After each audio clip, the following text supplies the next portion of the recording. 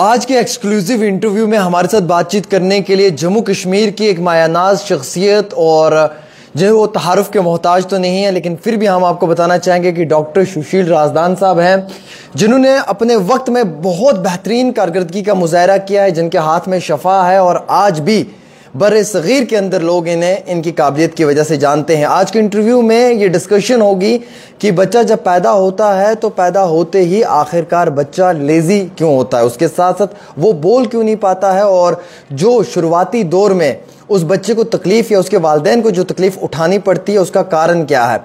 इस सब चीज़ पे चर्चा करेंगे। लेकिन आज सबसे अच्छी बात यह है कि डॉक्टर साहब के साथ इनकी पूरी टीम है। ये डॉक्टर साहब के बेटे हैं और ये इनके कुलीग हैं। आज हम इंट्रोड्यूस करेंगे और हम आपको बताने की कोशिश करेंगे कि आखिरकार इस इंटरव्यू से आप लोगों को क्या फ़ायदा पहुंचेगा। बहुत बहुत शुक्रिया डॉक्टर साहब। जैसे कि आपका बहुत बिजी स्केड्यूल है, हम जानते हैं आपके पास वक्त की बहुत कमी है। आज आप अपनी पूरी टीम को लेकर हमारे सामने आए हैं। डॉक्टर साहब, सबसे पहला और बड़ा अहम तरीन सवाल यह है कि आज के समय में हमने देखा कि जितनी एडवांस टेक्नोलॉजी आई है उतने ही ज़्यादा हम देख रहे हैं केसेस भी आ रहे हैं कि हर घर में बच्चा पैदा ज़रूर होता है, आफ्टर बर्थ वो बोल नहीं पाता है, बोलने में दिक्कत आती है, काफ़ी लेजीनेस होता है, जो उसे स्टार्टिंग के दौर में जो प्रोग्रेस होनी चाहिए वो बहुत कम नज़र आती है। कारण क्या है इसका? बहुत से बच्चे होते हैं जिनका, जैसे आपने कहा, डेवलपमेंटल डिले होता है। कोई बच्चा देर से बोलता है, बोलता ही नहीं है, या कुछ बोल के रिग्रेशन होता है, या आई कांटेक्ट नहीं करता है। नंबर वन, वो सोशल एक्टिविटीज़ नहीं करता है जो उसको करनी चाहिए, या वक्त पर चलता नहीं है, राइटिंग और पढ़ाई में डिले करता है 3-4-5 साल के बाद। और ऐसे बहुत से बच्चे होते हैं। इनफैक्ट कोई फैमिली भी आप नहीं देखेंगे जिनमें एक आध बच्चे को ऐसी प्रॉब्लम, और ये बच्चे लड़के भी होते हैं, फीमेल्स भी होते हैं। इन स्पाइट ऑफ दैट इनका बर्थ नॉर्मल हो या बर्थ में प्रॉब्लम हो, उसके बगैर भी ये चीज़ें आ सकती हैं due to so many reason, जो आप फिर से हमें पूछ सकते हैं। और ये ह्यूज नंबर है, एक छोटा नंबर नहीं है, और इसकी issues all over the world होती हैं। हमारी कंट्री में भी है। इनफैक्ट मैं कहूँगा जम्मू कश्मीर में तो हम ज़्यादा ये देखते हैं, बिकॉज ऑब्स्टेट्रिक केयर उतना रिमोट एरियाज़ में अच्छा नहीं है जितना होना चाहिए। अगर ऑब्स्टेट्रिक केयर ठीक ना हो ये चीज़ें ज़्यादा होती हैं। नशोनुमा प्रेगनेंसी में ठीक ना हो तो यह ज़्यादा तकलीफ़ें होती हैं। बर्थ हिस्ट्री ठीक ना हो ये होती हैं। बचपन में 6 महीने 5 महीने के बच्चे को अगर इन्फेक्शन हो, निमोनिया हो या मेनिंजाइटिस हो, तो ये चीज़ें ज़्यादा होती हैं। उसके बगैर भी कोई और जेनेटिक कारण हो सकता है इनका।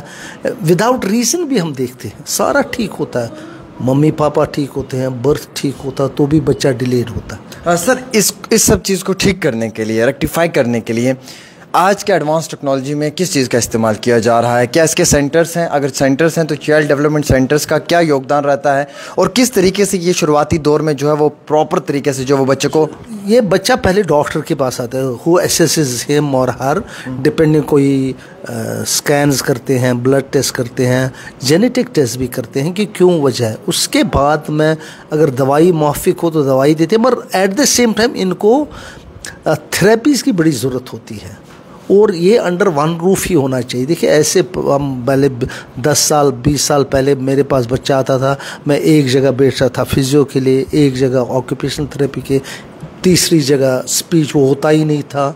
और इनकी अम्मा पापा बड़े सो कॉल्ड खजल से होते थे ना। व्हाट 10 years बैक हमें थॉट आया कि हम एक ही रूफ के अंदर सारे एक्सपर्ट्स को रखेंगे ताकि ये बच्चे को एक ही जगह मिले। और एक बच्चे को 2-3 चीज़ें का नुक्स होता है, डिले 2-3 चीज़ें नहीं, 1 डिले होता है, मल्टीपल, उसका होलिस्टिक ट्रीटमेंट चाहिए। And you will be glad कि जम्मू में हमारे 2 सेंटर्स पल्लवी जी और सचिन जी रन कर रहे हैं, बेंगलोर में भी रन कर रहे हैं, श्रीनगर में सबसे पहले जवाहर नगर में कर रहे हैं, और ये पिछले 7 साल से चल रहे हैं। और we are so delighted and happy to do the parents, हमारे बच्चे में have flourished most of the children have flourished at these centers. Doctor साहब, मैंने जैसे देखा कि ये दोनों जो कोलीग्स भी हम कहेंगे या आपके बच्चे हैं, बिल्कुल जी आपके बेटे हैं, तो इनका ये एक बड़ा बेहतरीन इनिशिएटिव है कि ये इस तरीके की चीज़ को करना चाहते हैं जिससे कि आम आवाम की जो परेशानी है उसमें बहुत कमी आए। और आप जैसे डॉक्टर अगर इनके साथ हों तो यकीनन तौर पर इन्होंने दिल्ली छोड़ा, पल्लवी ने, अच्छा, इसने बेंगलोर छोड़ा इसी के लिए फॉर टू दिस देयर अपने जम्मू कश्मीर में आए। कहा बिल्कुल बिल्कुल sir, we give them a mission और they are doing it well. इनके साथ 20-25-30 बंदे हैं, सब कहाँ आते हैं यहाँ आज। We only got 2 representatives from different areas to talk to you. अच्छा, मैं इनसे बात कर सकता हूँ डॉक्टर साहब? एक सवाल, क्यों आपकी इजाज़त लेनी ज़रूरी है? मैं आपसे जानने की कोशिश करूंगा सर कि जिस तरीके का ये एक इनिशिएटिव है आपका, और बेहतरीन इनिशिएटिव हम कहेंगे कि आज के ज़माने में ये समस्या, ये प्रॉब्लम बहुत ज़्यादा जो है वो फार फ्लंग एरियाज़ में भी नज़र आती है, शहर में भी आती है और लोग इससे काफ़ी ज़्यादा परेशान हैं। तो आपके सेंटर्स कहाँ कहाँ पर हैं और आपका जो ये शुरुआती दौर है इसमें किस तरीके की जो है वो आपकी जानिब से आम आवाम के लिए मदद फराहम की जा रही है? हाँ, तो हाय एवरीवन, मेरा नाम सचिन राजदान है। मैंने बैकग्राउंड 20 साल मैंने कॉरपोरेट जॉब किया टेक्नोलॉजी में, और उसके बाद हमने सोचा कि ये एक काफ़ी अहम इनिशिएटिव है स्टेट के लिए जहाँ पे बच्चों को मदद दी जाए और स्टेट का डेवलपमेंट हो। अभी हमारे जम्मू में 3 सेंटर चल रहे हैं और श्रीनगर में 2 सेंटर है, बेंगलोर में 1 सेंटर है, जहाँ पे हम बच्चों को होलिस्टिक डेवलपमेंट थेरेपीज़ प्रोवाइड करते हैं। और 2 साल पहले हमने सोशल वेलफेयर डिपार्टमेंट के साथ भी कोलैबोरेशन शुरू की। उसके तहत हमने व्योम सेंटर सेटअप किया है यहाँ लोअर रूपनगर जम्मू में, जहाँ पे हम बिलो पॉवर्टी लाइन बच्चों को थेरेपीज़ प्रोवाइड करते हैं फ्री में। और हमारे पास एक बड़ी टीम है जो ऑलमोस्ट 52 टीम मेंबर्स है हमारी टीम में, जो इन चीज़ों पे काम करते हैं। सर, जो ये थेरेपीज़ आप प्रोवाइड करते हैं फ्री ऑफ कॉस्ट है? व्योम सेंटर और सोशल वेलफेयर सेंटर के साथ जो हमने कोलैबोरेशन शुरू की, वहाँ पे फ्री थेरेपीज़ प्रोवाइड करते हैं। और ऑब्वियसली जो इकोनॉमिकली बैकवर्ड बच्चे हमारे पास आते हैं उनको हम काफ़ी डिस्काउंट और ये भी प्रोवाइड करते हैं। और डॉक्टर राजदान पर्सनली जाके यहाँ कैंप्स करते हैं हर एक सेंटर पे, एवरी मंथ, एवरी 2 मंथ्स, और काफ़ी हेल्प हो रहा है और पेरेंट्स भी काफ़ी खुश है इस इनिशिएटिव से। सर, कश्मीर को लेकर थोड़ा सा बताएं, क्योंकि कश्मीर के साथ आपकी रूट्स भी हैं और काफ़ी मोहब्बत है कश्मीर से आपको, और कश्मीर वालों को आपसे और आपको कश्मीर से।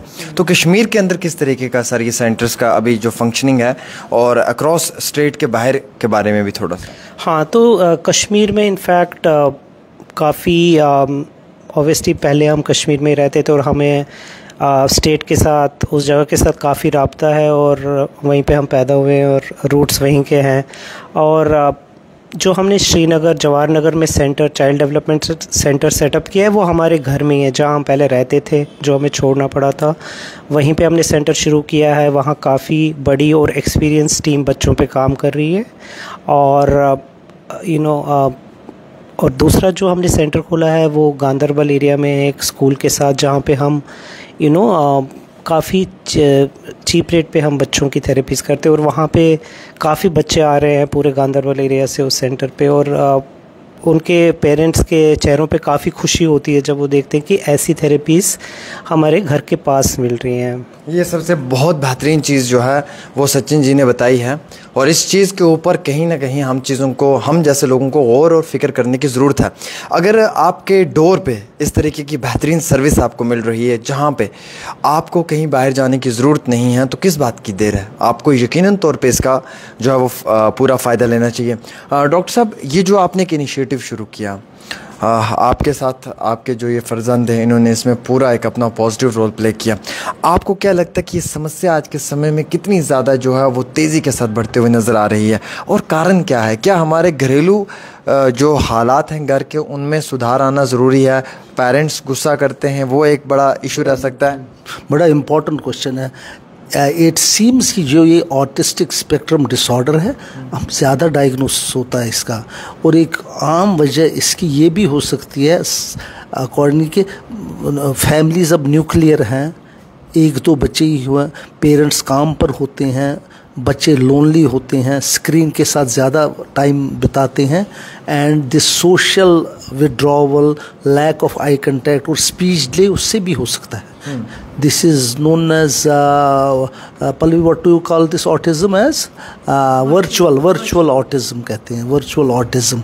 Loneliness, lack of big families, lack of togetherness can produce lot of psychological problem in children. Sir एक दौर में ऐसा भी रहता था कि शायद अब मालूम नहीं चेंज हो सकता कि जब पेरेंट आते थे हमें एकदम से वो डर सा जहन में आ जाता था कि फादर आ रहे हैं, उनकी ड्यूटी ऑफ होने वाली, 4 बजे घर लौट कर आना है, हम 3 बजे ही अपनी बुक्स खोल कर बैठ जाते थे।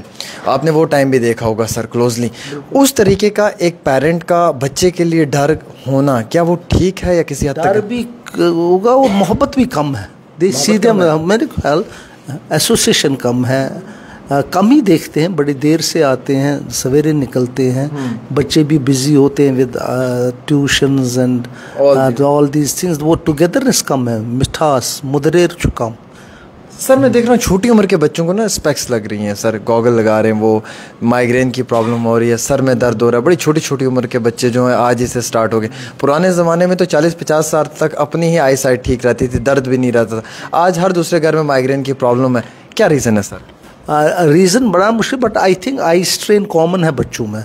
स्क्रीन के लिए, टीवी के से मुतल्लक, इवन स्कूलों में भी ऑनलाइन ही पढ़ाते हैं ज़्यादा, there it must be affecting their eyesight definitely. Natural का आप देखिए, आप एक घर में ही रहिए, फिर सुबह चलिए ओपन माउंटेन्स पर चलिए, घास पर चलिए, पार्क में, देखो क्या कितना सुरूर आता है आँखों को, माइंड को भी आता है। आई थिंक ये टोटल, जब बच्चे को खेलना होता है तो मोबाइल के साथ होता है, जब उनको पढ़ाई करनी होती है तो भी मोबाइल पर ही पढ़ते हैं। सर एक चीज़ मैंने सारा चीज़ टॉपसी टोरवी हो रहा है, the way we were living. Sir एक चीज़ मैंने और क्लोजली देखी कि सेल्फ मेडिकेशन बहुत शुरू हो गई घरों में।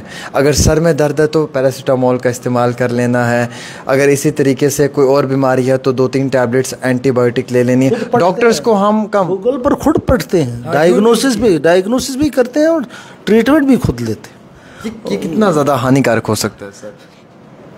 देखिए, पढ़ने में हर्ज नहीं है, मगर खुद दवाएं लेना गलत है, और जो पढ़ते हैं उस पर अमल है, वो डॉक्टर से पूछ के उस पर you have to discuss and properly with. और खुद सेल्फ डायग्नोसिस बड़ा नेगेटिव हो सकता है फॉर एवरी रीज़न। इससे क्या होगा, आपको कोई तकलीफ हो मिस हो जाती है, या मामूली तकलीफ को बड़ा चढ़ा के बताते हैं। सर सचिन जी ने चाइल्ड डेवलपमेंट सेंटर जो है इसकी शुरुआत की है वादी कश्मीर में भी, जम्मू में भी, और कई सारे, बिल्कुल 9 सालों से आपकी निगरानी में है सर।